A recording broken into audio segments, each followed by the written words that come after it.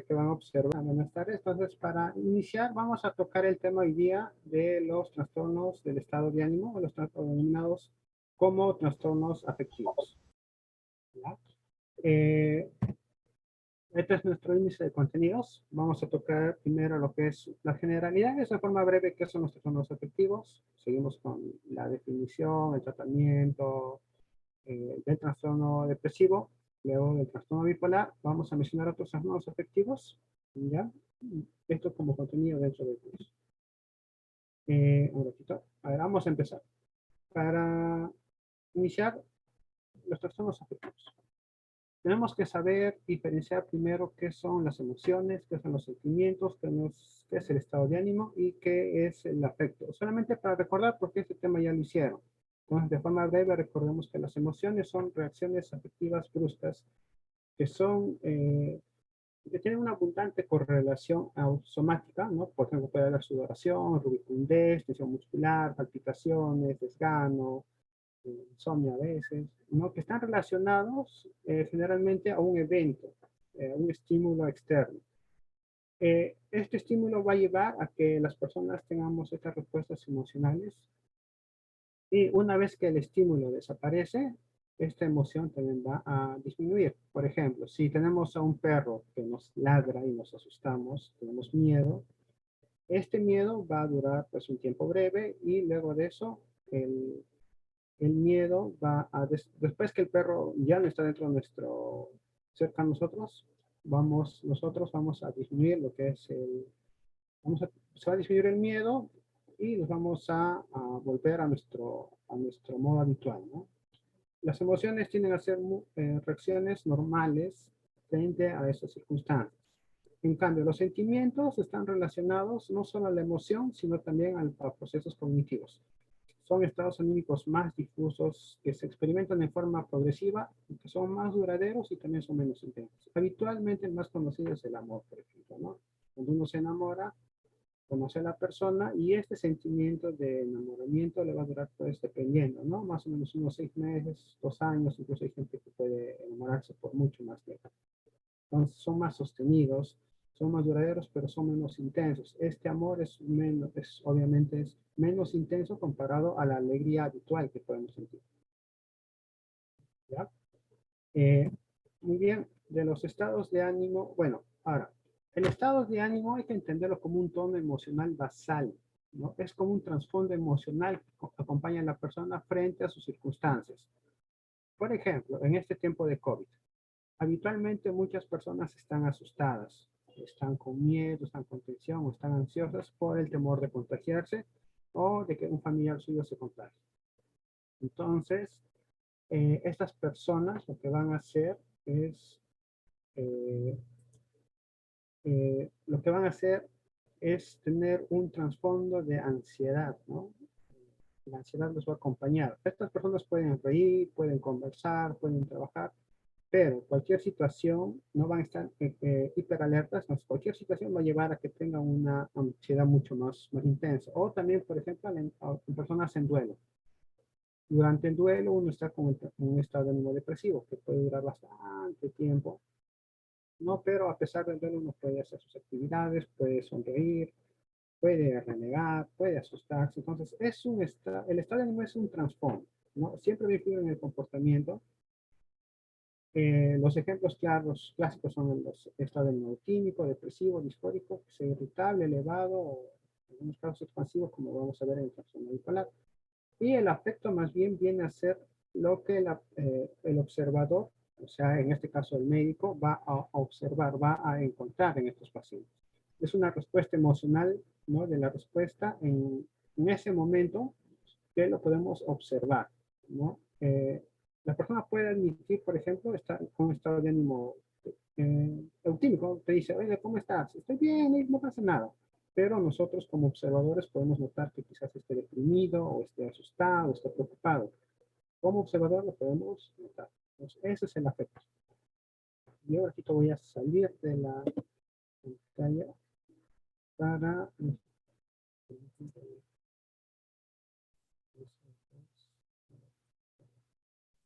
Perdón, disculpen chicos. Voy a terminar de admitir. Ya.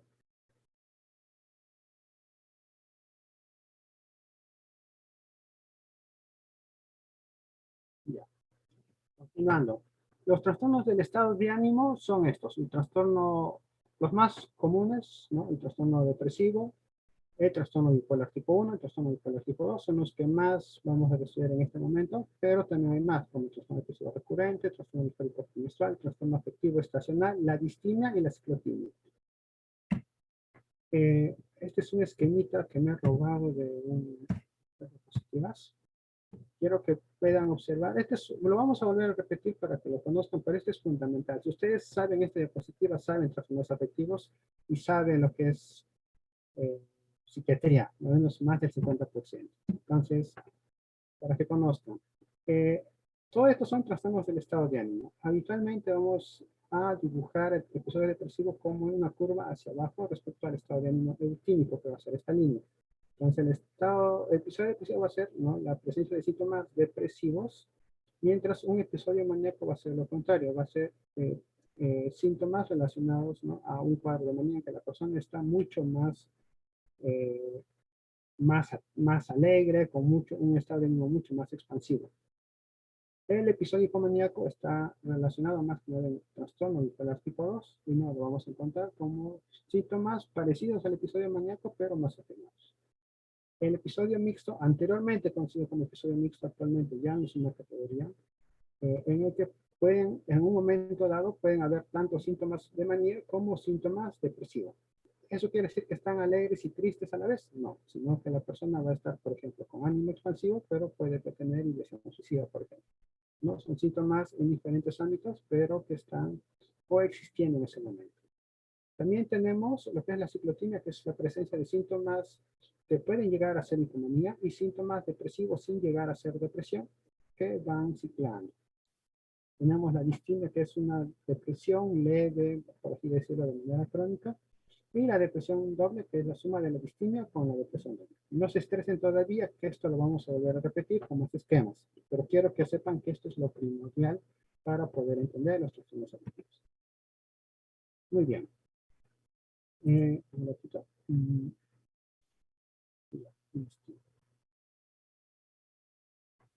Entonces, esto lo voy a volver a mostrar. Esto lo voy a volver a mostrar para que ustedes tengan conocimiento, para no repetir las palabras. Muy bien. El trastorno depresivo. El trastorno depresivo se refiere, ¿no? Vamos a ver en este caso la definición, epidemiología, etiología, las manifestaciones clínicas, el diagnóstico, el tratamiento, el curso y el pronóstico dentro de esta clase. La epidemiología del trastorno depresivo. El trastorno depresivo mayor tiene una prevalencia más alta a lo largo de la vida, ¿no? Entre todas las enfermedades psiquiátricas. Pueden alcanzar hasta el 17% de personas que pueden haber tenido depresión. Actualmente aún es difícil estimar las incidencias y las prevalencias porque muchas personas no admiten la depresión o no buscan ayuda. Entonces van a pasar muy desapercibidos. Se estima, por ejemplo, que en el Perú puede llegar incluso a ser más, al 25% actualmente, ya, y se menciona que incluso en el 2050 puede llegar a ser el 40% a nivel mundial. Todavía está bueno, ya estamos viendo, ¿no? Y ahora con el tema de la pandemia y el estado de emergencia que estamos viviendo, obviamente estas cifras son mucho mayores. Respecto al sexo, es mucho más frecuente en mujeres que en varones. Esto porque, les voy a explicar, que la edad también es mucho más frecuente a los 40 años. Entonces, a los 40 años es mucho más común que las mujeres tengan muchos más problemas. Empiezan los problemas relacionados a problemas de salud. A esta edad también ya los hijos están grandes y o son adolescentes, entonces ya tienen a causar más dificultades en el ámbito familiar. El rendimiento laboral de mujeres y varones a esta edad también va a disminuir. Entonces, otros factores como los problemas económicos, los mismos problemas de salud de la persona, ¿no?, de 40 años van a llevar a que la persona tenga un cuadro de depresión. Por eso es más frecuente a esta edad y por eso es más frecuente en mujeres. Recuerden que esta edad, entre los 40 y 50 años, las mujeres también empiezan el proceso de climaterio. Entonces, ese es otro factor más para lo que es la presencia de síntomas o de cuadros depresivos dentro de esta edad. Este es un estudio clásico hecho por el Instituto Nacional de Salud Mental, realizado en el 2002 y en el 2003 para evaluar más la prevalencia de los trastornos mentales en el Perú. En el de Límica ya se ha encontrado, miren, que la causa más frecuente es el episodio depresivo, llegando a un 18%. Y en la sierra llega a ser un 16%. Cifras parecidas son en otras regiones. Entonces, vean la alta frecuencia, ¿no? La alta prevalencia de esta patología en el Perú. La etiología. Para entender la causa de la depresión, se han postulado varias teorías. La teoría más conocida es la teoría monoaminérgica, y para eso tenemos que entender qué son las monoaminas. Las monoaminas son sustancias que son derivados de los aminoácidos, ¿no? Son varias en el cerebro, pero son tres las que más nos van a importar, que son la dopamina, está relacionado al circuito de recompensa, está relacionado también a las emociones y los sentimientos como el amor, y también relacionado a los síntomas psicóticos, relacionado frecuentemente con el placer. La noradrenalina, que es la sustancia de estrés, que está también relacionada a lo que es a la atención, a la energía de la persona. Y la serotonina, que es la sustancia relacionada más que nada al control, a la regulación. Como mencionan muchos, esta es quizás la sustancia que nos da la felicidad. Esto nos da el placer. Este nos da la energía. Entonces, si estas sustancias van a disminuir, obviamente la persona va a presentar síntomas depresivos. Estas tres sustancias tienen un metabolismo similar. Se forman dentro del cuerpo de la neurona. Llega un estímulo y ese estímulo va a llevar a que a partir de sus precursores de aminoácidos, se formen las monoaminas y estas se almacenan en vesículas. Cuando llega un estímulo externo que te dice ya libera esta monoamina, lo que hacen es que estas vesículas se unan a la pared y sean liberados. Usualmente, muchas de estas sustancias se pierden, ¿no? Se va a diluir dentro del extracelular, pero algunas de estas van a ser metabolizadas, ¿no? Por algunas enzimas como la catecol-ortometiltransferasa, la monoaminoxidasa. Otros van a interactuar con su receptor, ¿no? Que es lo que se busca, y otro grupo de estas sustancias van a ser recaptadas. O sea, que hay un sistema de recaptación para recuperar esta sustancia. De esa manera ahorramos todo el proceso metabólico de la formación de esa nueva sustancia. Entonces, ese metabolismo lo van a cumplir todos, tanto la dopamina, la noradrenalina y la serotonina. Entonces, como les mencioné, la hipótesis monoaminérgica menciona que estas sustancias en el cerebro están bajas. Esto es lo que menciona, ¿no? Entonces, refiere, la depresión se debe a una deficiencia de neurotransmisores monoaminérgicos. Algunas sustancias que van a reducir las monoaminas, ¿no? Que van a llevarte a la depresión. Y justamente los antidepresivos que lo que hacen es aumentar estas sustancias, aumentan estas monoaminas, van a llevar a una recuperación. De esa forma, por ejemplo, algunas sustancias que no son antidepresivos, pero por ejemplo, como que sí te pueden estimular, como la cocaína, que te aumenta la dopamina y la noradrenalina, van a llevar a que la persona se sienta mucho más alegre, mucho más enérgica, ¿no? Entonces, esta es la primera hipótesis que se ha formulado. Esta hipótesis tiene algunas evidencias que se han encontrado. Por ejemplo, se ha visto disminución del MHTP, que es un metabolito de la noradrenalina en orina. Disminución del ácido homovalínico, que es un metabolito de la dopamina en pacientes que tienen inhibición motora. Se ha encontrado también que en las personas que han fallecido, ¿no? Que se han suicidado, se ha encontrado disminución del ácido 5-indolacético, ¿ya? Que es un metabolito de la serotonina en el líquido cefalorraquídeo. O sea, estas personas que se han suicidado, se les ha tomado esta muestra de líquido cefalorraquídeo y se ha encontrado disminución del metabolito de la serotonina. Entonces, relacionando a que estas sustancias, la disminución de estas sustancias están relacionadas a la presencia de síntomas depresivos. También se encontró disminución de la serotonina plaquetaria y otra también.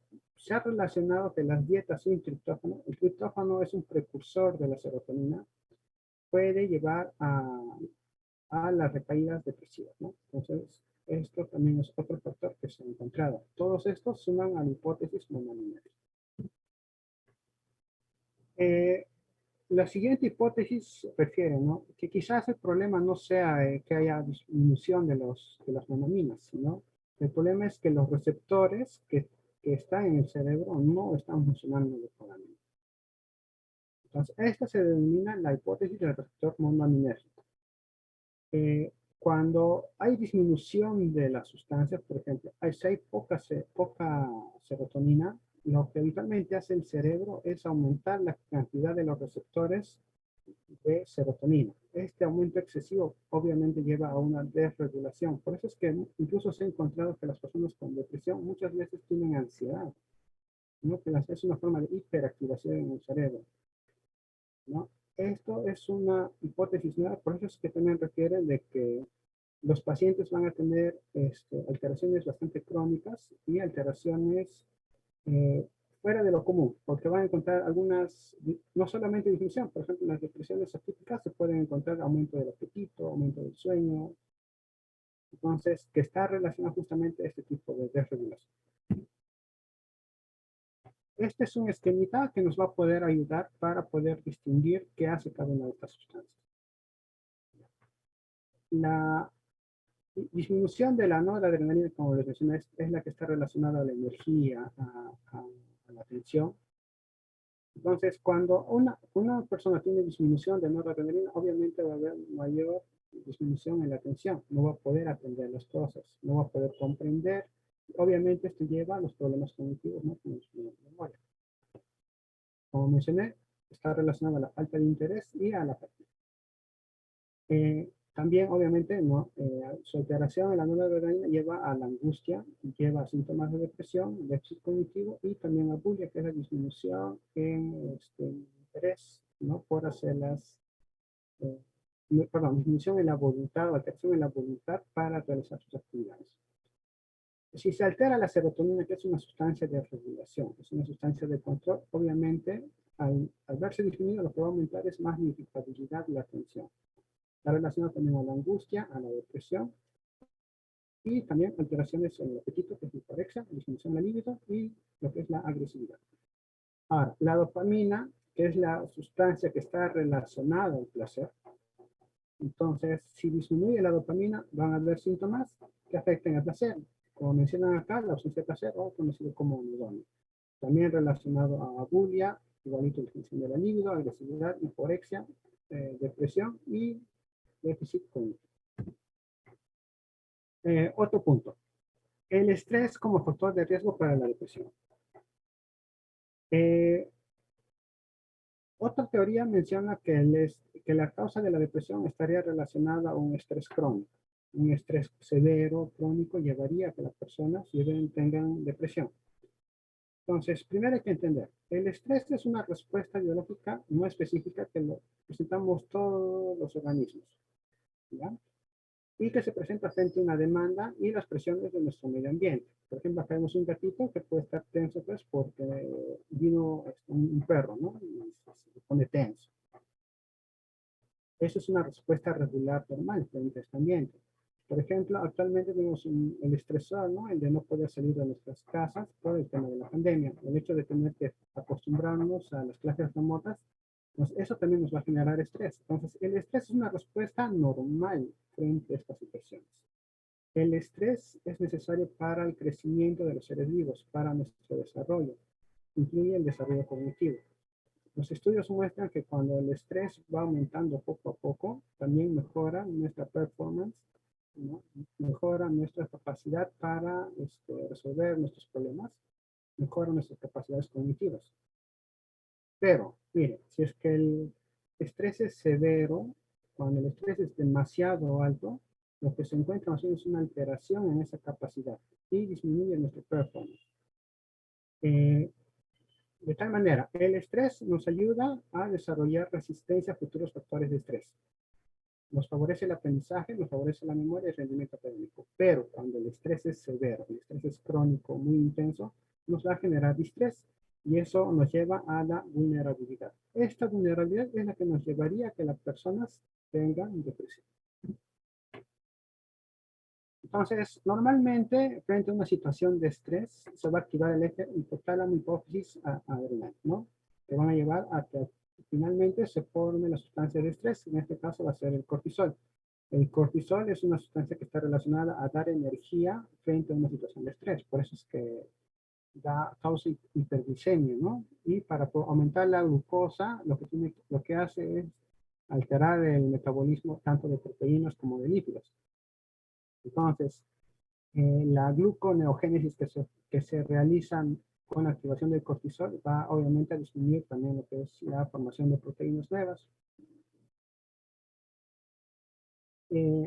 ¿Cómo se regula? El hipotálamo y la amígdala van a inhibir este eje, ¿no? Una vez que se resuelve el problema, estas dos áreas en el cerebro van a inhibir este eje para volver a la normalidad.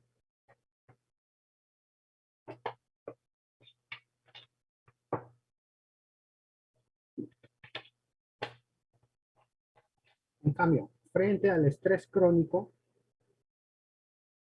cuando el estrés es continuo. ¿Cuándo es estrés crónico? Para que lo entiendan, es cuando el estrés es muy severo. Por ejemplo, la presencia de abuso o maltrato infantil. ¿No? Niños que viven constantemente en maltrato. La presencia de abuso sexual o estar expuestos a situaciones de agresividad, de pobreza extremas, ¿no? Entonces, esto va a llevar a una sobreactividad de este eje. Entonces, cuando este eje está sobreexcitado, haciendo demasiado trabajo, va a llevar justamente alteraciones a sus áreas que supuestamente van a regular, como va a haber el exceso de cortisol está relacionado a la atrofia del hipocampo. Y el hipocampo está relacionado a la memoria de corto plazo y también a la atención. O sea, si es que se altera el hipocampo, la persona empieza a tener problemas cognitivos.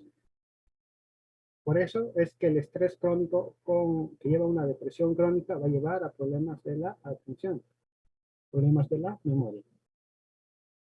Se han encontrado niveles elevados de corticoides en sangre de las personas que tienen este estrés crónico. Y como referí, la respuesta no reguladora de la amígdala y del hipotálamo van a alterarse.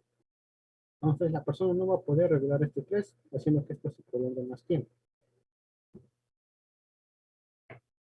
Ya.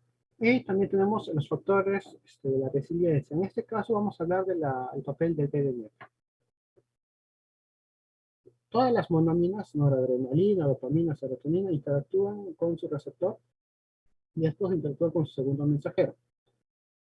Usualmente, cuando interactúan con su segundo mensajero, estos van a ayudar a que en el núcleo, ¿no? Se forme esta sustancia que es el BDNF. El BDNF es la sustancia que está relacionada a la resiliencia, ya que nos permite que las neuronas puedan generar nuevas sinapsis. Está relacionada a la sinaptogénesis. Esto está relacionado obviamente a ¿qué? Al aprendizaje, a la memoria. Mejora lo que es la neuroplasticidad, que esos cambios en la sinapsis se permanezcan, ¿no?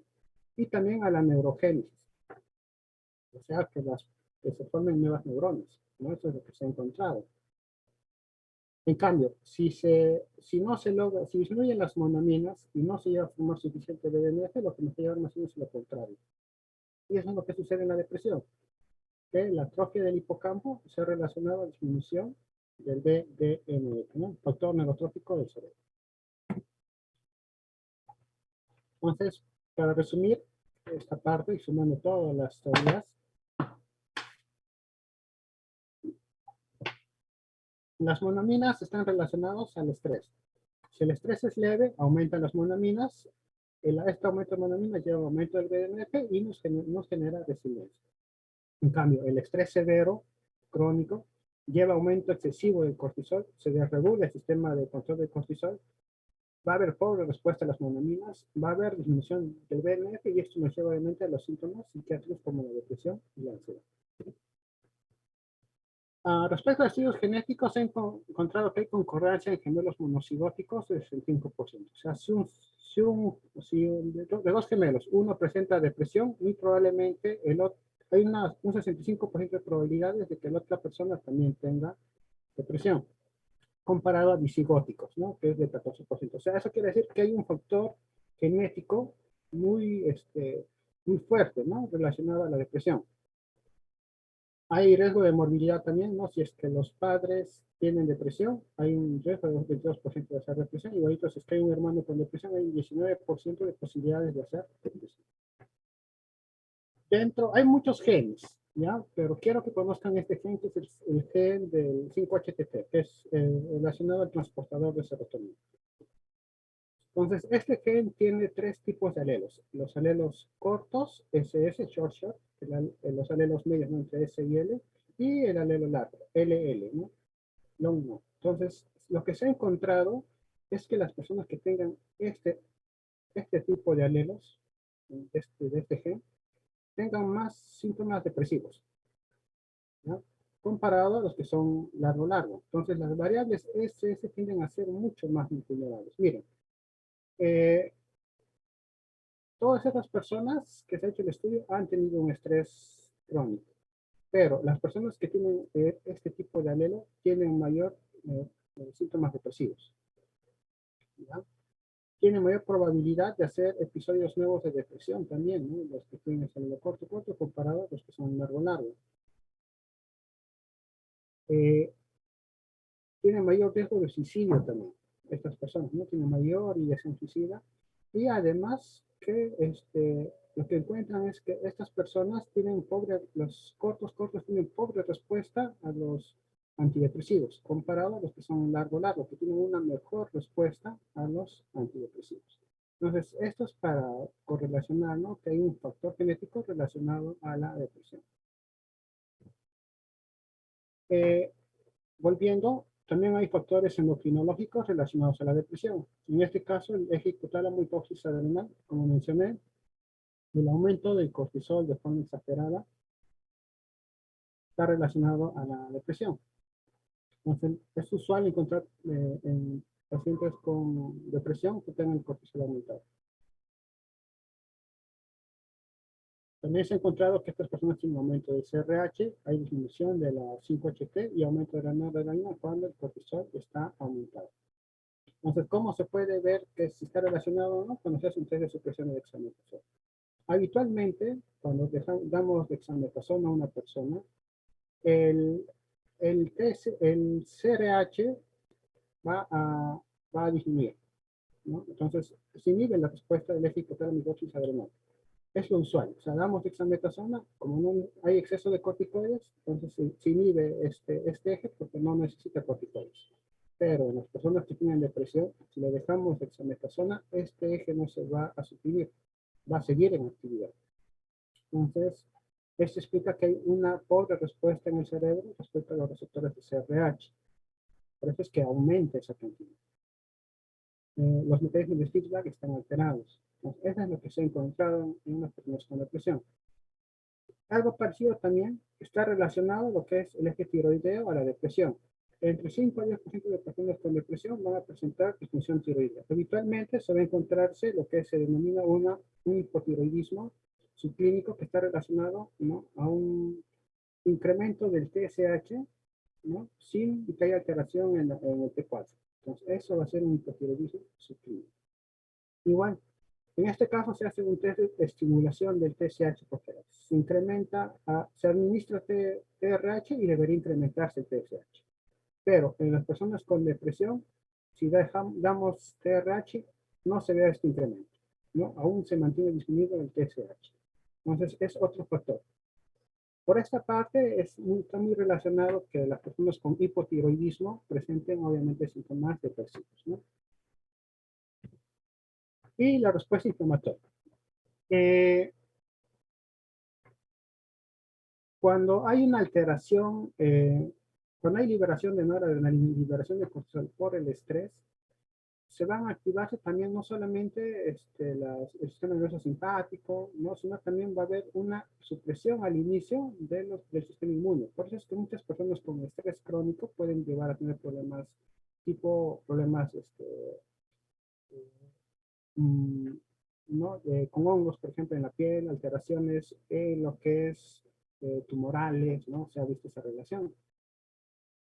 Pero a medida que cuando se hace crónico, también se ha encontrado, aparte de que hay disminución de la respuesta frente a las infecciones, se ha encontrado también que las personas con depresión van a aumentar lo que es la interleucina 1. Otros son interleucina 6 y el factor de necrosis tumoral, pero el más común es esto, el incremento de interleucina 1, que lleva a un incremento del CRH, o sea, aumenta la respuesta, aumenta la cantidad, pero aumenta o exagera la respuesta del eje hipotálamo hipófisis adrenal. Entonces, lo que se ha encontrado es de que en la depresión hay una respuesta inmunitaria bastante incrementada, ¿no? Obviamente al principio sí, ¿no? Con el estrés va a haber disminución, por eso es que respondemos menor respondemos con menor eficacia ante las infecciones, pero de forma, obviamente, ¿no? De forma crónica lleva a una inflamación crónica. Por eso es otra explicación también a los problemas cognitivos que se presentan en la depresión. Ya, y esto es, voy a hablar un poco, ya dejando la parte biológica, sino otras explicaciones, ¿no? En este caso de las teorías cognitivas y conductuales de la depresión. Entonces, esta teoría es muy bonita, ¿no? Se menciona lo que es la desesperanza aprendida de Seligman. Normalmente, en situaciones normales, cuando ponemos, esta es una caja metálica, ¿no? En donde se van a poner toques eléctricos. Habitualmente, cuando se pone toque eléctrico, este perrito se escapa y salta y se va, ¿no? Se salva, es lo normal. Entonces, ¿qué hizo Seligman? A este perrito lo va a amarrar y va a darle estos toques. Pero estos toques no lo van a matar. El perrito va a intentar escapar, va a querer saltar, va a querer escapar de esto, pero no va a poder. Entonces, a la larga, el perrito va a aprender que no puede luchar y se va a quedarse todo. Y ya deja de luchar, deja de querer escapar. Entonces, lo siguiente del experimento, la segunda fase, es que si el perrito le sueltas la cadena y le pones lo que es un estímulo eléctrico, el perrito, uno pensaría, no, va a saltar, pero no, deja de hacerlo. El perrito a la larga aprende que es inútil saltar, incluso a pesar de las condiciones favorables, deja de hacerlo. Entonces, Seligman entiende, ¿no? Y eso también lo ha aplicado, no al experimento, sino la explicación teórica a las personas, que nosotros nos acostumbramos a las conductas desadaptativas, ¿no?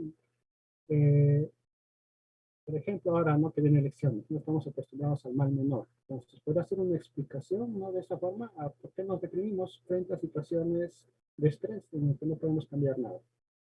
Entonces, a esa experiencia se le denomina desesperanza aprendida. Aprendemos a no dar respuesta frente a las situaciones de estrés. Y eso obviamente nos lleva a lo que es la depresión.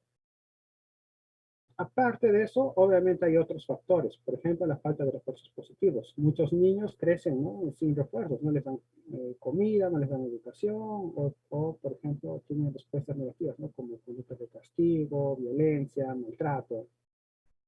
Ah, el exceso de conductas negativas, ¿no? Ya, que muchos niños pueden imitar.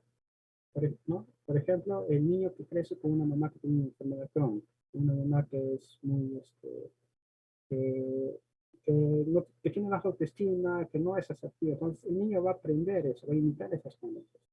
Como mencioné, la desesperanza aprendida y aparte también lo que es el aislamiento. Muchas personas no crecen en aislamiento, o sea, crecen limitados frente a lo que es la sociedad. Y cuando se exponen a lo que es situaciones estresantes, ellas van a presentar lo que es el fracaso en ejercer el control. Van a sentir que no pueden controlar las situaciones, lleva a que tengan la sensación de impotencia y esto a la larga lleva a que la persona tenga síntomas de depresión. Y este es el resumen de todo. Tenemos factores genéticos y factores, ¿no?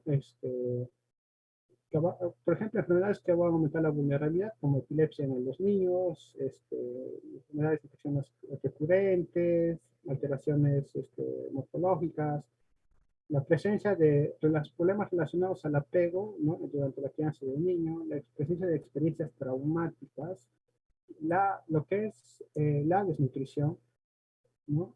Los factores epigenéticos, la falta de refuerzos que hemos visto, la falta de oportunidades en muchos niños y también la presencia de esquemas adaptativos que el niño va aprendiendo llevan a que la persona sea vulnerable.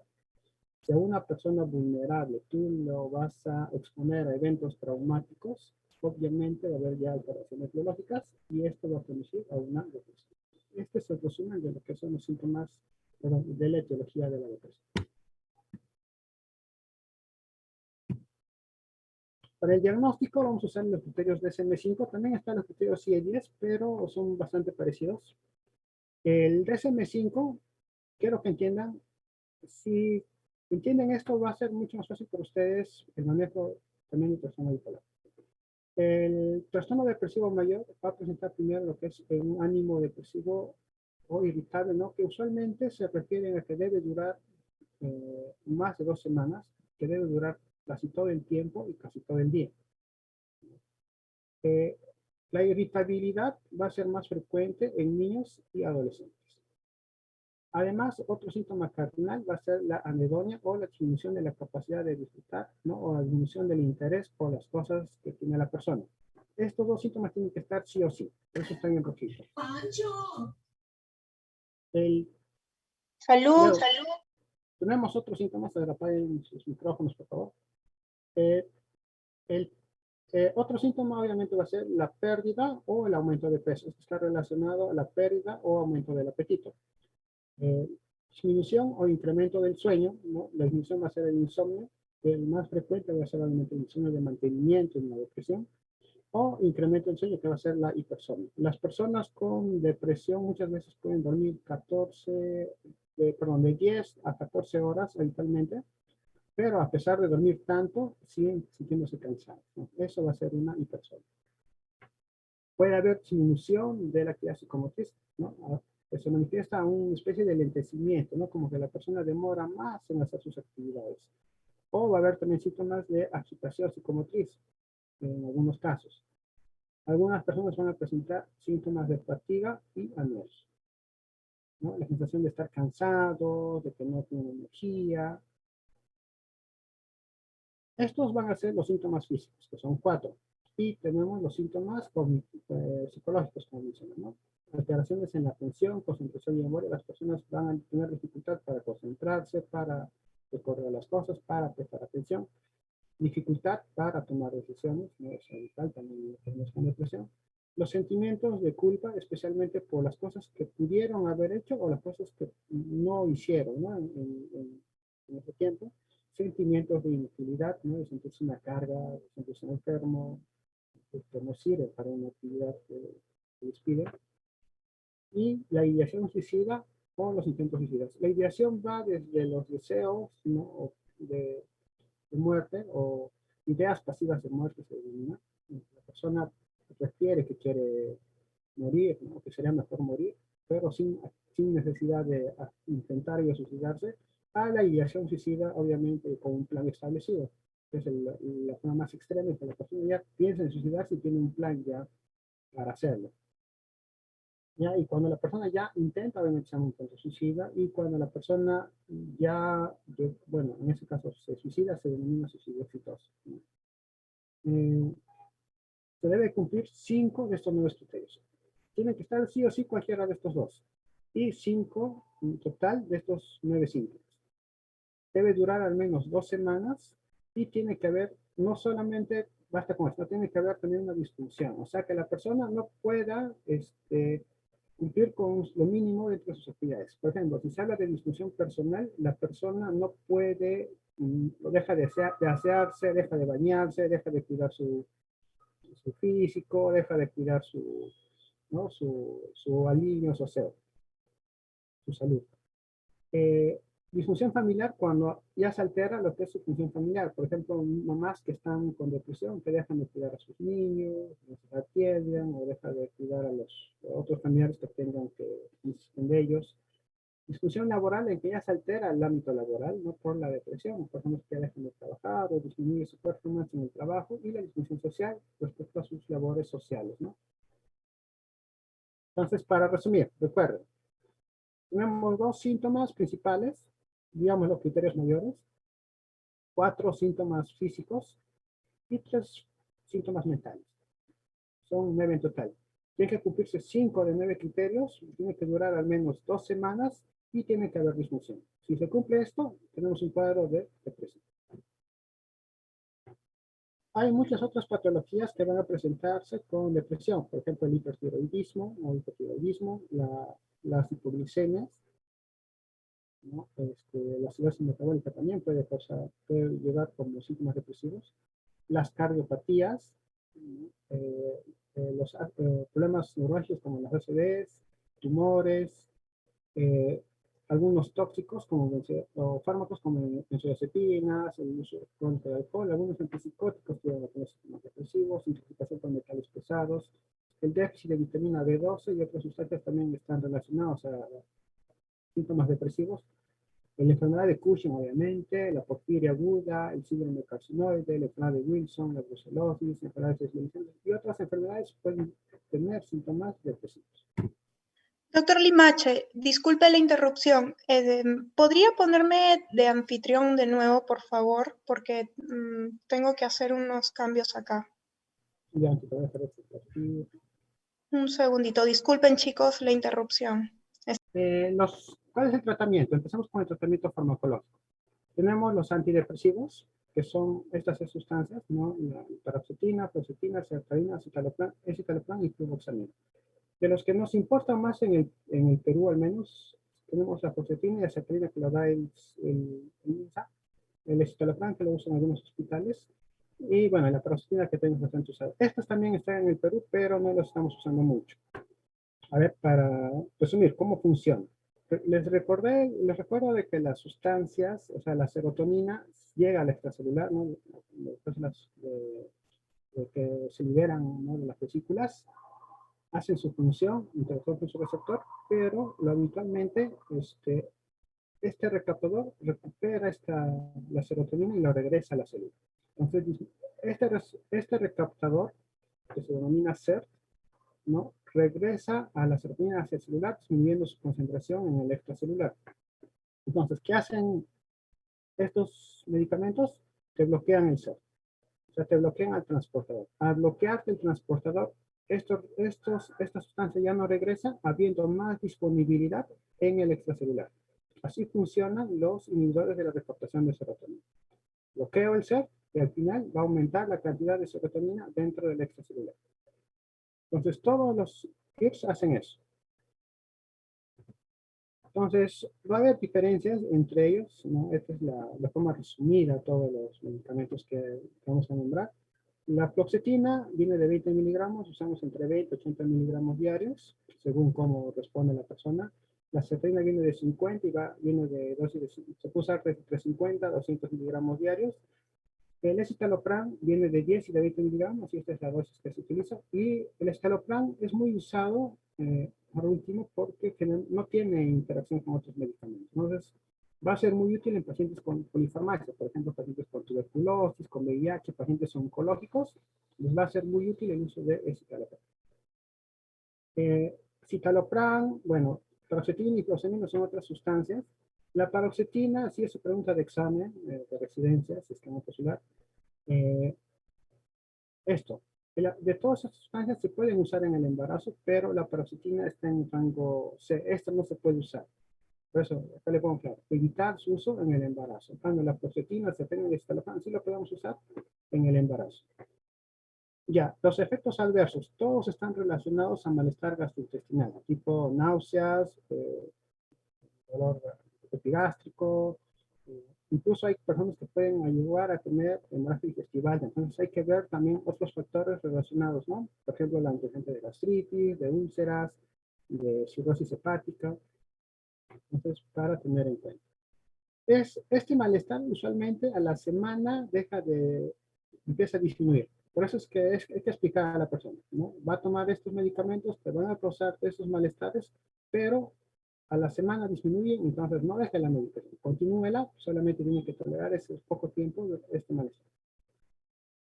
Aparte, se ha encontrado que pueden producir agitación, irritabilidad, en algunos casos ansiedad, ¿no? En las primeras semanas, pero estos malestares también van a disminuir con el paso del tiempo. El cuerpo se adapta al medicamento, por eso es que la respuesta, estos efectos adversos van a disminuir.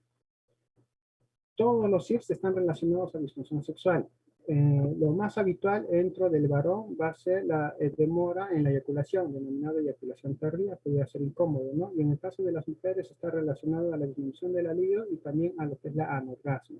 Entonces, la principal causa de por qué las personas dejan los CIS, aunque se ha hecho un estudio y se ha encontrado que es esto, la disfunción sexual como una de las principales causas de que la persona abandone el tratamiento. Para recordar, esto sí, son fármacos que son seguros, que son eficaces y con pocas contraindicaciones o interacciones medicamentosas, por lo que son de primera elección. Son bastante seguros, incluso más seguros que utilizar AINES, ¿no? Y ustedes en su práctica habitual, cuando ya sean médicos, va a ser necesario que ustedes sepan utilizar estos medicamentos. Como mencioné, los más usados para el embarazo y también en la lactancia, es la fluoxetina, la sertralina y el citalopram. Para recordar un punto es que en la lactancia estas sustancias no pasan en la leche materna, pasan en concentraciones muy bajas, entonces sí se pueden usar también en la lactancia.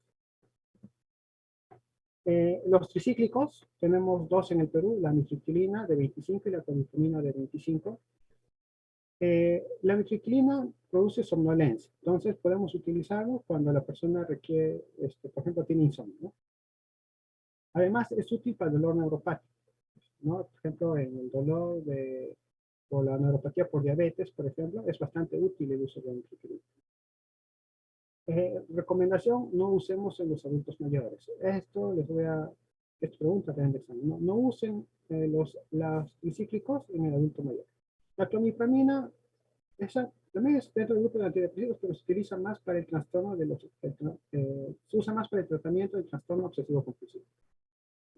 Los tricíclicos tienen muchos efectos adversos, ¿no? Por ejemplo, hipotensión ortostática, constipación, sequedad bucal, hay riesgo de arritmias y de convulsiones con esta sustancia. Por ese motivo es que no lo usamos en el adulto mayor y son drogas de segunda línea, ¿no? Por este perfil de seguridad que es más bajo comparado a los IRS. Son bastante buenos, pero no son de primera línea. Entonces, eso... Existen sustancias denominadas las duales que no solamente van a inhibir la recaptación de serotonina, sino también de noradrenalina. O sea, ¿qué quiere decir eso? Que van a aumentar serotonina y aumentan noradrenalina. Son estas, las más usadas obviamente es la venlafaxina y la desvenlafaxina en el Perú. La duloxetina también es un antidepresivo, pero más se utilizan para el dolor neuropático. Estas sustancias, al aumentar noradrenalina, obviamente van a aumentar el riesgo de hipertensión arterial. Entonces, tiene una buena eficacia, pero hay que tener en cuenta el riesgo, ¿no?, de influencia hipertensiva. Entonces, el uso, su dosificación tiene que ser poco a poco, ¿no? Se escala poco a poco para que la persona pueda adaptarse a la sustancia, ¿no? Y siempre observando este riesgo. Pero sí se puede usar en personas con hipertensión. O sea, no es que no se puede usar. Sí se puede, pero hay que observar. Hay que observar y tener cuidado, ¿no? Si es que vemos que se incrementa demasiado, ya se tiene que suspender. La mirtazapina es otra sustancia muy utilizada. Tiene otro mecanismo de acción. Lo que hace es bloquear el receptor alfa-2. El receptor alfa-2, recuerden que es un inhibidor, ¿no?, de la liberación de noradrenalina y serotonina. Por lo tanto, es un inhibidor del inhibidor. Entonces, lo que hace la mirtazapina es aumentar la noradrenalina y aumentar la serotonina. Aparte, es antagonista 5-HT2, 5-HT3. Este antagonismo de estos dos receptores explica, ¿no?, que tienen un efecto antidepresivo y también tienen un efecto ansiolítico. Y aparte, no va a haber efectos gastrointestinales porque este receptor 5-HT3 está relacionado a los problemas gastrointestinales que había conocido. Aparte, bueno, es un antagonista del receptor histaminérgico 1. Este antagonismo está relacionado a la somnolencia y también al aumento de peso. Entonces, las personas que son candidatas para el uso de mirtazapina, obviamente van a ser las personas que van a requerir, van a poder o necesitan dormir más y también que el aumento de peso no sea tan, ¿no? Que no sea tan preocupante para ellos. Por ejemplo, si hay una persona con diabetes, no le puedo dejar esta sustancia porque va a aumentar el peso. Una persona con sobrepeso, con obesidad, no le puedo dejar. No se recomienda su uso en ellos. Entonces, la mirtazapina viene de 30 miligramos. Esta es su dosis de uso. No tiene efectos sexuales, ¿no? Por eso es una buena elección en los jóvenes. ni gastrointestinales, y es bastante útil en los adultos mayores, ¿no? Si un adulto mayor está con depresión, no puede dormir, ¿no? Y no come, entonces le va a ser bastante útil el uso de mirtazapina. Entonces, es otro medicamento para el tratamiento. ¿Qué es lo que se recomienda? En depresión moderada, más o menos mantener el tratamiento entre 6 a 12 meses, ¿no? Después de remitir el episodio agudo. O sea, al menos 6 meses, ¿no? De remisión con el tratamiento. Si no, va a haber un riesgo alto de recaída. Si es un episodio único severo, sí se recomienda que sea de 2 a 3 años, o si es que hay 2 episodios moderados en un año, también se recomienda el tratamiento por 2 a 3 años. Si hay 3 o más episodios en 5 años, debe ser al menos 5 años de tratamiento. Habitualmente lo que hacemos es considerar el tratamiento indefinido cuando la depresión se va bajando la dosis y persisten los síntomas depresivos, ¿no? O hay recaídas frecuentes. Entonces, en esos casos sí se debe considerar el tratamiento indefinido. Antes de pasar, se puede combinar los medicamentos. Estos son combinables, o sea, se puede combinar un IRS con un tricíclico, se puede combinar un IRS con una mirtazapina, por ejemplo, con opciones también de tratamiento cuando no hay respuesta al primer plan. Tenemos las terapias o el manejo psicoterapéutico también para lo que es el manejo de la depresión. La más utilizada es la terapia cognitivo-conductual, tiene la mejor evidencia. Otras terapias son las terapias de tercera generación, como son la terapia de aceptación y compromiso y la terapia de activación conductual. La terapia familiar también ha mostrado cierta ayuda y también el mindfulness dentro de los sistemas terapéuticos. Entonces, para resumir, el estrés severo, recordemos, lleva aumento de cortisol, lleva aumento, hoy acuerdo después de menos, hoy disminución del BNF y nos lleva a depresión y ansiedad. Entonces, ¿qué vamos a hacer? Primero, el tratamiento no es solamente dar fármacos, no tenemos que hacer todo un esquema de terapia para la persona. Buscar entornos saludables, ¿no? Y fortalecer lo que es la personalidad. Y llegar a que la persona tenga una personalidad resiliente para disminuir lo que es la vulnerabilidad. Importante. ¿Qué hacemos para esto? Reducir el estrés, o sea, que la persona aprenda a tolerar el estrés. El estrés va a estar siempre en su vida. La persona tiene que aprender a reducir el estrés frente a esas situaciones problemáticas. Que tenga estilos de vida saludables también, ¿no? Que le van a ayudar a bajar el estrés. Por ejemplo, que haga ejercicio, que tenga una vida sana, que tenga hobbies, que tenga un trabajo adecuado, ¿no? Que tenga vínculos familiares adecuados. Y ante esto quedamos, obviamente, antidepresivos. La psicoterapia también ayuda, ¿no? Se ha encontrado, por ejemplo, que con activación conductual la persona pueda, se mejora, ¿no? La performance. El ejercicio también ayuda bastante a mejorar lo que es perdón, el ejercicio se ha demostrado que aumenta el BDNF, ¿no? Y los estilos de vida saludables son factores importantes. Miren, ¿no? El esquema no es solamente dar medicación, es parte de todo el tratamiento. Mejorar el estilo de vida de la persona, ayudar con otras áreas, va a ser importante para que la persona logre su recuperación.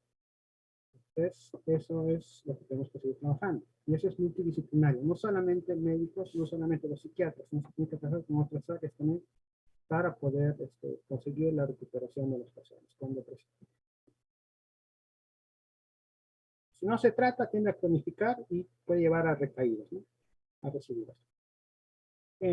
Mientras más hospitalizaciones y recaídas haya, no va a haber, las posibilidades de recuperación total van a disminuir. Entonces hay que evitar eso. Entonces parece que hay un tratamiento temprano y oportuno.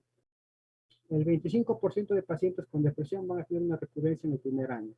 El 30 al 50% van a tener una recurrencia a los 2 años y el 50-75% en los 5 años. O sea, usualmente la depresión tiende a ser muy recidivante, ¿no? Y crónica. El 15% de personas con depresión se van a suicidar. Es preocupante eso, ¿no? Es la primera causa de suicidio. La primera causa de suicidio. Por cada suicidio consumado existen 20 intentos de suicidio. Las mujeres intentan suicidarse más, ¿no? Pues ellas tienen mayores tasas de intentos de suicidio relacionadas al varón de 3 a 1. Pero los que más mueren son los varones, que llegan a ser, no fallecen, una relación de 4-1 respecto a las mujeres. Esto porque los hombres usualmente no comunican su malestar. Es menos probable que un hombre vaya a buscar consulta o apoyo. También está el machismo, ¿no? Que se ve en la sociedad, que los hombres no puedan encontrar ese tipo de apoyo.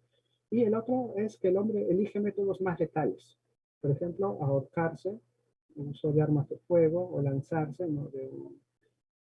Son los métodos habituales. Las mujeres buscan métodos menos letales, menos dolorosos, como por ejemplo el uso de pastillas o de venenos para suicidarse, o el hacerse cortes, que son menos letales. Como mencioné, los suicidios por depresión son el 60-75% del total de suicidios. Entonces, esto hay que tener en cuenta. Cuando se trata a la persona, el 40% se va a recuperar, el 20% va a persistir con una distimia, ¿no? Por toda su vida, y el 40% van a continuar con depresión. Ahora vamos a hacer de forma, una exposición de trastorno bipolar. Para recordar nada más, Emil Kraepelin en el 99 le puse el nombre de psicosis maníaca depresiva, ¿no? Para diferenciar al otro tipo de psicosis, que era obviamente la psicosis, bueno, la esquizofrenia, ¿no? Eran las dos únicas psicosis que había. Tal Leonard le pone ya el nombre de trastorno bipolar. Hay dos tipos, el tipo 1 y el tipo 2. La diferencia es que el 1 tiene manía y el 2 tiene hipomanía y depresión. Ahí con los esquemas les voy a explicar esa definición más clara. Entonces, recordemos, bueno, quiero que recuerden este esquema. La manía lo voy a poner con este óvalo grande, esta curva larga, la hipomanía con una curva más corta y la depresión con una curva también larga hacia abajo. ¿Ya? Y esta línea va a ser nuestra línea basal, que va a ser la línea de la eufilia. Epidemiología de trastorno bipolar. Las prevalencias que se han encontrado son bastante bajas. ¿Ya? Eso porque generalmente los bipolares 2 que tienen cuadros de hipomanía casi no van a psiquiatría, ¿no? Porque como dicen, es chévere ser hipomaníaco. Explícale por qué. En cambio, los bipolares sí son poco frecuentes, ¿no? Estudios que llegan a 0 a 2.4 de prevalencia, para el bipolar, ¿no? Que tienen un mayor número. Es difícil estimar, como le digo, porque también las formas leves pasan desapercibidas. El bipolar 1 es igual entre varones y mujeres, ¿no? Eso sí, del trastorno bipolar tipo 2 especialmente, los episodios depresivos van a ser mucho más frecuentes en mujeres y los cuadros maníacos van a ser mucho más frecuentes en varones. La misma tabla, y miren, aquí está el trastorno bipolar. Bien baja la prevalencia. Esto en el Perú.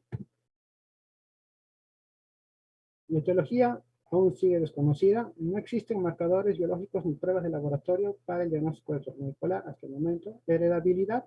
Si un padre tiene, hay un riesgo de 25-30% de hacer trastorno bipolar. Si los dos padres tienen, hay un riesgo de 50-75%. Y si un hermano tiene, hay un riesgo de 20%.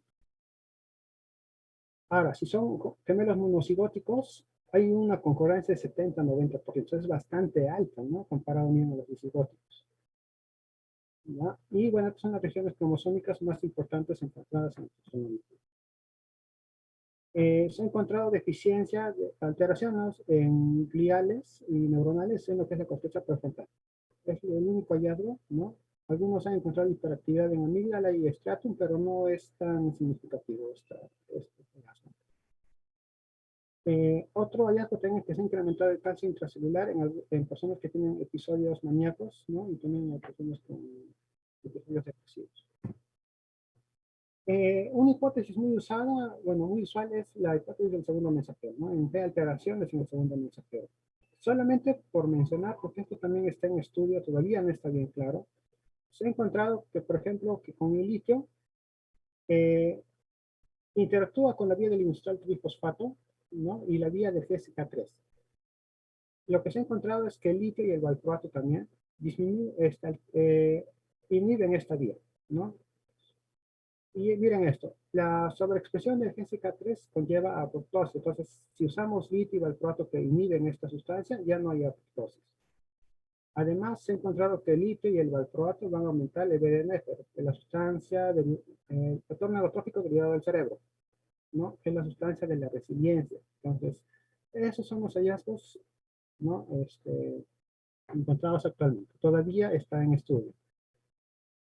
Criterios diagnósticos de trastorno, ¿qué es trastorno bipolar? Disculpen, chicos.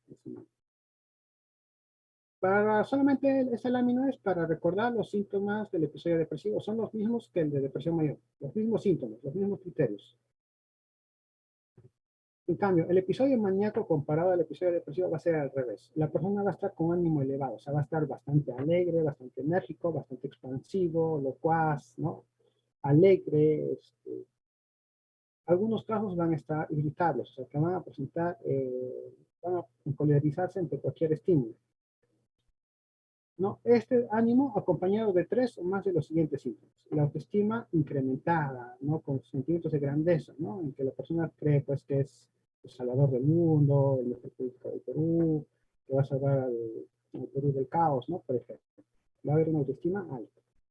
Va a haber disminución de la necesidad de dormir. La persona duerme 1 o 2 horas y es suficiente para ellos. No necesitan dormir más.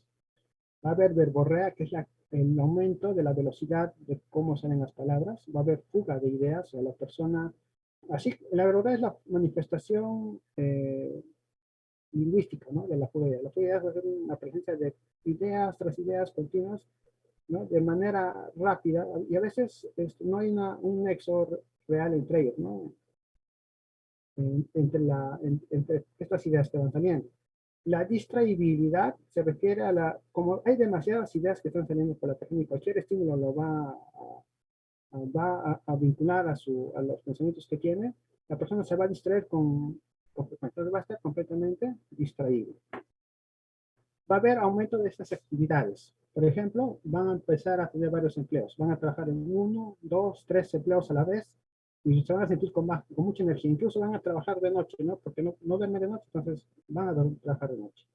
Van a tener varios proyectos, van a tener varias empresas, van a hacer varias actividades de esparcimiento, ¿no? Se meten a yoga, se meten al gimnasio, se meten a manejar bicicleta, después están haciendo un hobby, tocan la guitarra, se van a pintar, pero ninguna de estas llegan a tener una significancia importante.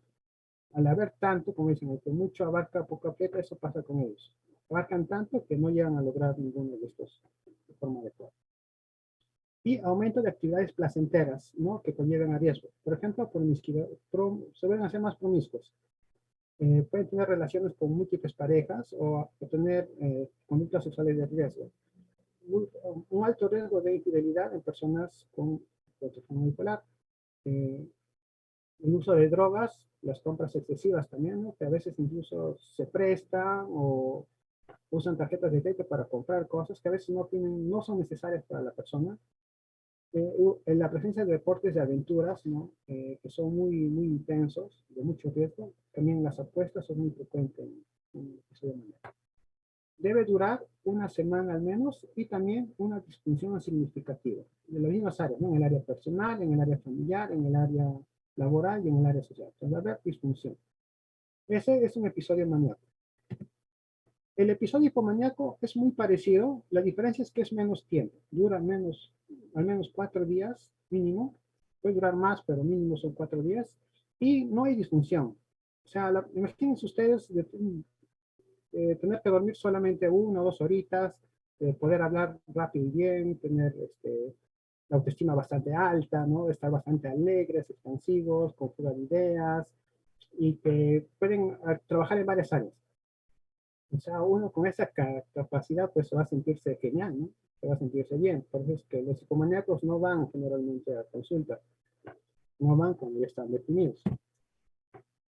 Conociendo estas 3, chicos, esto sí tienen que recordar, tenemos la clasificación de los trastornos bipolares. El trastorno bipolar tipo 1 hace referencia a la presencia de al menos un episodio de manía y que puede o no presentar episodios de depresión, ¿no? Entonces, la presencia de un episodio maníaco ya nos dice que las personas pueden tener un cuadro de un trastorno bipolar tipo 1. Esto de acá. El episodio mixto, como mencioné, ya no existe, sino ahora se menciona que puede ser un episodio maníaco con síntomas depresivos si es que predomina la manía, o al revés, episodio depresivo, síntomas maníacos, si es que va a predominar el episodio depresivo. Entonces, ¿cómo se presenta, por ejemplo? La presencia de un solo episodio maníaco ya se dice que es un trastorno bipolar tipo 1. Miren acá, manía más depresión. Manía, depresión. ¿Qué va a ser? Un trastorno bipolar tipo 1. En este caso, tiene un cuadro de hipomanía, un cuadro de manía y otro manía, pero no hace depresión. ¿Qué va a ser? Igual va a ser un trastorno bipolar tipo 1. Y este caso, persona con depresión, varios episodios, según a veces hace un cuadro de manía, que es un cuadro de trastorno bipolar tipo 1. La presencia de un cuadro de manía ya nos hace el diagnóstico de trastorno bipolar tipo 1. Si es que no hay manía, no va a ser bipolar tipo 1. En cambio, en el bipolar tipo 2 sí tiene que haber hipomanía y tiene que haber episodios de depresión. ¿Ya? Y no ha habido episodios maníacos. Si estuviese habido un episodio maníaco, ya va a ser un trastorno bipolar tipo 1. Igual, lo mismo, ¿no? Que puede haber episodios mixtos, ¿no? Según cuál predomina más. Entonces, presentaciones. Bipolar tipo 2. Un solo episodio de hipomanía y un cuadro de depresión. Esto, un trastorno bipolar tipo 2. Un solo cuadro de hipomanía y presenta varios episodios de depresión. Un bipolar tipo 2. De la misma manera, ¿no? Cuando hipomanía, depresión, va a ser un trastorno bipolar tipo 2. Esto, lo ¿no? Persona con depresión, varios episodios, es un cuadro de hipomanía, va a ser un bipolar tipo 2. Entonces, para recordar, el bipolar tipo 1 tiene que haber manía sí o sí, con o sin depresión. Y el bipolar tipo 2 tiene que haber hipomanía más depresión. Si solamente hay un episodio depresivo, que es un trastorno depresivo. Si hay solamente depresión, es un trastorno depresivo recurrente. Si solamente hay hipomanía, aún no tiene nombre, ¿no? Solo, es raro, de hecho nunca he visto un paciente, no he visto reportes de pacientes que solo tengan hipomanía, a menos que sea por sustancias, pero no he encontrado estos reportes, por eso es que no le ponen el nombre. Y esto, ¿no? Si es una persona con hipomanía, hace depresión y es un cuadro de manía, ¿qué va a hacer? Trastorno bipolar tipo 2. Para recordar, la diferencia entre manía e hipomanía es que en la manía hay disfunción grave. Pueden hacer psicosis muchas veces. Es más prolongado y también, como dije, no pueden hacer psicosis. Esto es clave, chicos. En la hipomanía no hay disfunción. Esto es lo más clave para poder diferenciar. La presencia de manía que persiste luego del uso de antidepresivos es suficiente para el diagnóstico de persona bipolar. ¿Qué es eso, doctor? O sea, por ejemplo, si una persona con depresión, yo le doy fluoxetina y con eso hace un cuadro de manía o hipomanía, ya tengo que sospechar que este es un cuadro de, ya se define como un cuadro de trastorno bipolar. Si fuese por cocaína, por ejemplo, va a ser un cuadro, un episodio maníaco relacionado al uso de sustancias. Pero en caso de antidepresivos, sí va a ser un trastorno bipolar. Eso es pregunta de examen. Y para continuar, ¿no? El tratamiento. Los objetivos de tratamiento de trastorno bipolar: reducir o eliminar los síntomas, restablecer la funcionalidad de la persona antes de los episodios y minimizar el riesgo de recaídas. Lo vamos a dividir en 3 fases: el tratamiento en casos de manía, el tratamiento en casos de depresión y el tratamiento en casos no para el mantenimiento, para que la persona no tenga recaídas. En el caso de la manía aguda, tenemos el uso de estabilizadores del ánimo. ¿Cuáles son? Tenemos el litio, que viene de 300 miligramos y se usa entre 900 a 1800. Su inicio de acción es bastante lento. Tiene valores terapéuticos. Esto cuando se le pide en laboratorio la concentración de litio en sangre, debería estar en estas cantidades, de 0.6 a 1.2 miliequivalentes por litro, para ver que sí está funcionando. Cuando es demasiado, ¿no? Va a tener efectos adversos, que van a ser dosis dependientes. Usualmente presentan tremor, la pérdida de cabello, náuseas, vómitos, diarrea, acné. El litio es como el sodio, entonces está muy relacionado a problemas renales. Entonces podemos encontrar poliuria, polidipsia para atenuar esto. Algunos casos van a tener aumento de peso, psoriasis, sedación también, porque actúan a nivel del cerebro. Está relacionado a alteraciones de la tiroides, ¿no? Va a haber hipotiroidismo, ¿no? Secundario al uso de litio. Como mencioné, alteraciones renales, y al ser una sustancia, un electrolito, puede producir convulsiones y también puede producir problemas cardíacos tipo arritmias. Por esta situación es que el litio es de primera elección todavía para la manía, pero hay que tener mucho cuidado de estos factores, ¿no? Y elegir bien. Si la persona tiene estos problemas o estos riesgos, es mejor no usar litio.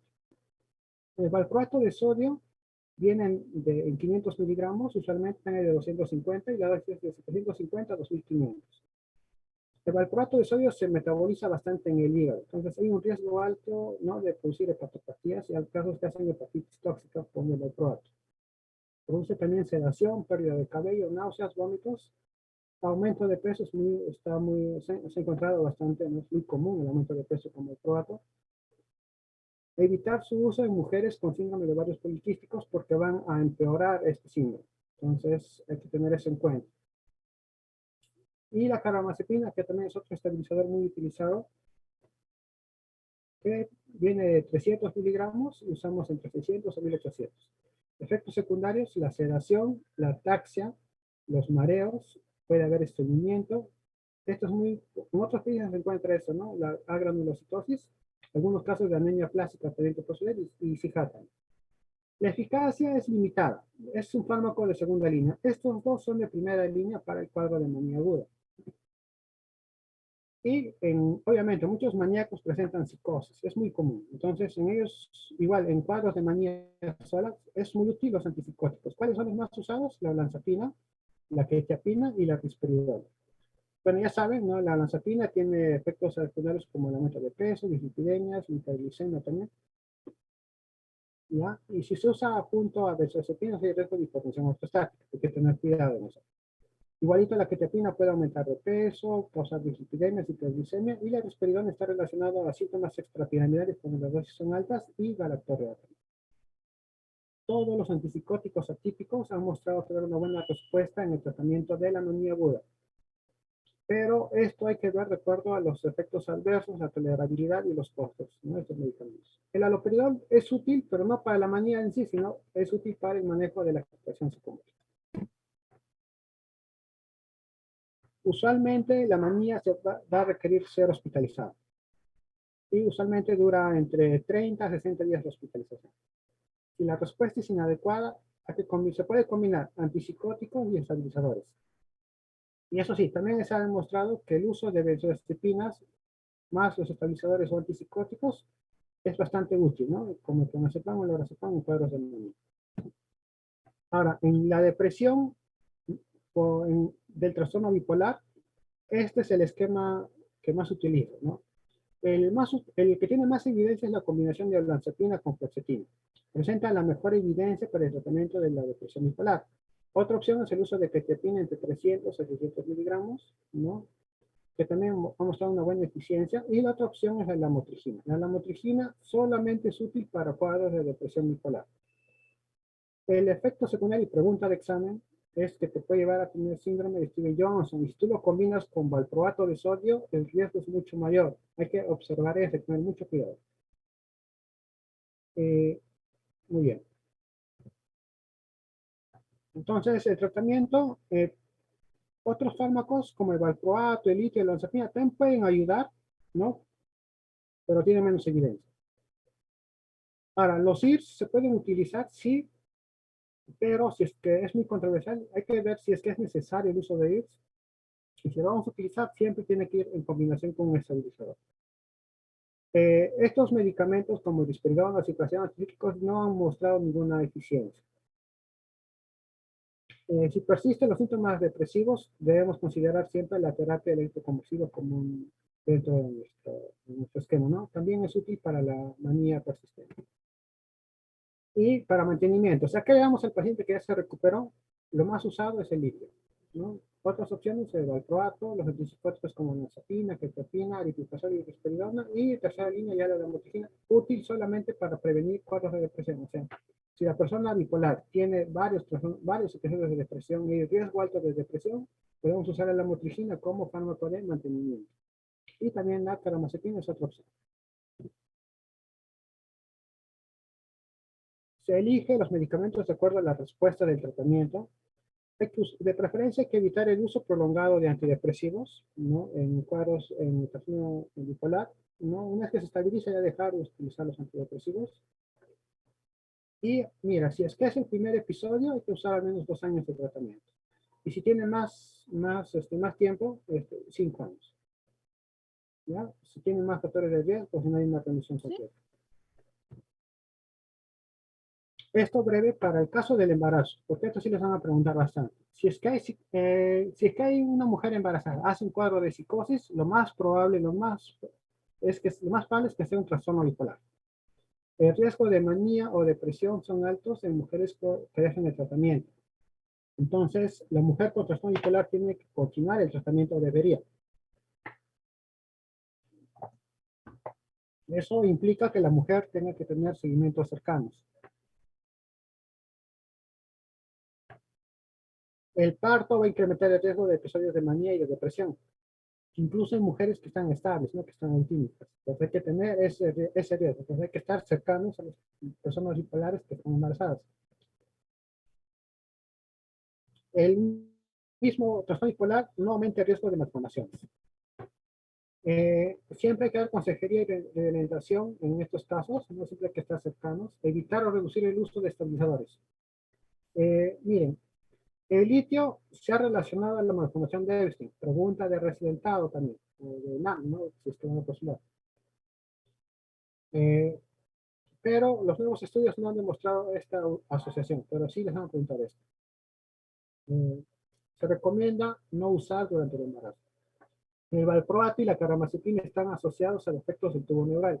Si una mujer embarazada, bipolar, que toma valproato, sale embarazada, se recomienda que use ácido fólico, ¿no? Incluso si es que planea embarazarse, dejar el tratamiento, pero antes de dejarlo, empezar el uso de ácido fólico. Si es que está gestando, lo que se hace es quitar los estabilizadores y cambiarlo por antipsicóticos. Por ejemplo, la quetiapina es una sustancia que es útil en el embarazo, ¿no? Que ha mostrado una buena seguridad y una buena respuesta.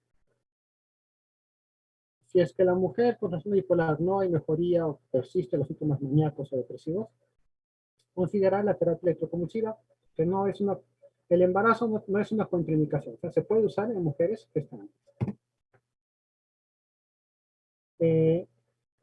Curso y conozco de trastorno bipolar tipo 1. Comienza habitualmente con depresión. La depresión es 3.5 veces más frecuente que la manía en estas personas. El 20% va a presentar exclusivamente episodios de manía. Un episodio de manía no tratado, como digo, si no se trata, 3 meses. Si es que lo vamos a tratar entre 1 a 2 meses en un hospital. Solo el 10% hace un episodio de manía único en su vida. Es muy raro, ¿no? Que solo hay un solo episodio. El 5 al 15% se tornan cicladores rápidos. O sea, ¿qué es un ciclador rápido? Cuando tiene 4 o más episodios al año. Y factores de mal pronóstico, o sea, que dice que este bipolar 1 va a estar peor, es que haya problemas laborales, los pacientes que tienen psicosis, los varones y los que usan sustancias psicoactivas. En el trastorno bipolar tipo 2, más bien, la depresión es bastante frecuente y un riesgo de suicidio mucho más alto comparado al bipolar tipo 1.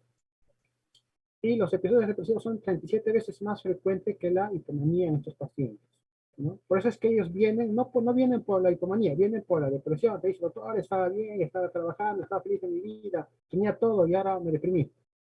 Entonces, en esos casos hay que ver, ¿no?, por qué están teniendo ese cuadro y hacer el diagnóstico adecuado. Porque si tú le das un antidepresivo a esta persona, obviamente te va a hacer un cuadro de hipomanía o de manía. Entonces, hay que hacer bien persuasivos en estos casos. Como mencioné, es muy frecuente que sea subdiagnosticado el bipolar tipo 2. Muchas veces se queda como depresión y lo tratan como depresión. Para terminar, otros trastornos, no solamente para mencionar, la distimia es una depresión, la presencia de síntomas depresivos crónicos que duran al menos 2 años, ¿no? Nunca llegan a ser cuadros de depresión, ni de manía, ni de hipomanía, ¿no? Que dura largo tiempo, ¿no? Las personas, por ejemplo, las que tienen a ser nihilistas, ¿no? Que no ven el mundo feo, siguen a Schopenhauer, ¿no? Estas personas tienen a ser cuadros de distimia. La depresión doble es cuando una persona con distimia presenta un episodio de depresión. Esto se denomina una depresión doble. Otros, el trastorno disfórico premenstrual es la presencia de síntomas depresivos que están relacionados, ¿no?, a la menstruación. Se presentan una semana antes de la menstruación y desaparece una vez que la mujer ya ha empezado a menstruar. El trastorno afectivo estacional está relacionado al ambiente, ¿no? Que son una alternancia de depresión en el invierno y cuadros bioquímicos, incluso hipomanía en primavera, en verano. Entonces, eso es lo habitual, ¿no? Esto lo vamos a encontrar más en países nórdicos. Aquí en el Perú es raro, ¿no? Y la ciclotimia, para terminar, presencia de síntomas hipomaníacos. Miren, síntomas hipomaníacos sin llegar a ser hipomanía, o sea, no llegan a ser hipomanía, pero, ¿no? Y presencia también de episodios de síntomas depresivos sin llegar incluso a ser depresión. Entonces, y estos van a ir ciclando, ¿no?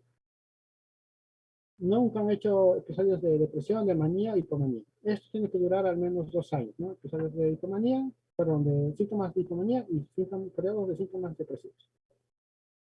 Personas que durante un mes están felices, alegres de la vida, charlatanes, y después del otro mes están ensimismados, cabizbajos, agotados, y al otro mes vuelven a estar alegres, y al siguiente, tristes, ¿no? Son ciclos clínicos. Muchas gracias, ¿no? Las fuentes de información, y gracias por su atención. Gracias, doctor Limache, por su